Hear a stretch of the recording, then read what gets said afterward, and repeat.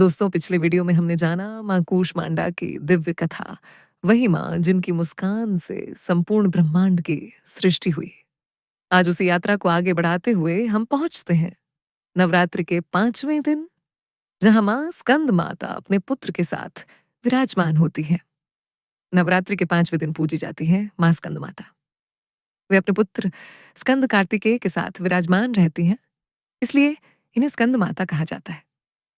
ये स्वरूप ममता, करुणा और वीरता का अद्भुत संगम है।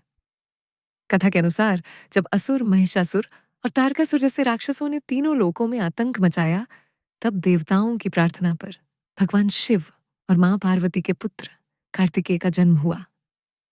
कार्तिकेय ने बड़े होकर देवताओं का नेतृत्व किया और तारकासुर जैसे असुरों का वध कर विजय प्राप्त की। इस प्रकार वे देवसेना के सेनापति कहलाए।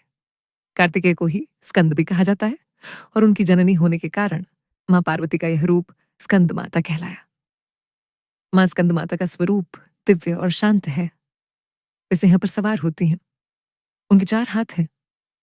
2 हाथों में कमल पुष्प, एक हाथ में अपने पुत्र स्कंद को धारण किए हुए और चौथा हाथ आशीर्वाद की मुद्रा में है। इनके मुखमंडल पर करुणा और वात्सल्य की ज्योति सदैव प्रस्फुटित होती है। नवरात्रि के 5वें दिन भक्त माता स्कंद माता की विशेष पूजा करते हैं। इस दिन पीले या नारंगी वस्त्र पहनकर माता को पीले फूल और केले का भोग अर्पित करना शुभ माना जाता है।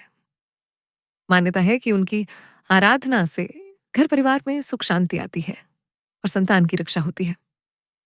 भक्त मानते हैं कि मां स्कंद माता की उपासना से बुद्धि और ज्ञान की वृद्धि होती है।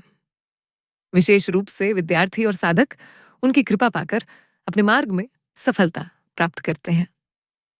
साथ ही माता की करुणा से साधक के पाप नष्ट हो जाते हैं और जीवन में समृद्धि आती है। मां स्कंद माता हमें यह संदेश देती हैं कि सच्चे साहस और धर्म की रक्षा के लिए मातृशक्ति सदैव आगे रहती है। ममता केवल संरक्षण का प्रतीक नहीं, बल्कि शक्ति और साहस का भी आधार है। तो दोस्तों, आज आपने जाना मां स्कंद माता की दिव्य महिमा और उनके वास्तविक स्वरूप के बारे में।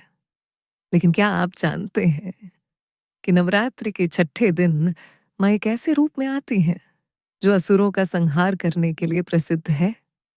कौन है वे वीरांगना देवी? इसका रहस्य आपको मिलेगा हमारे अगले वीडियो में, मां कात्यायनी की अद्भुत कथा।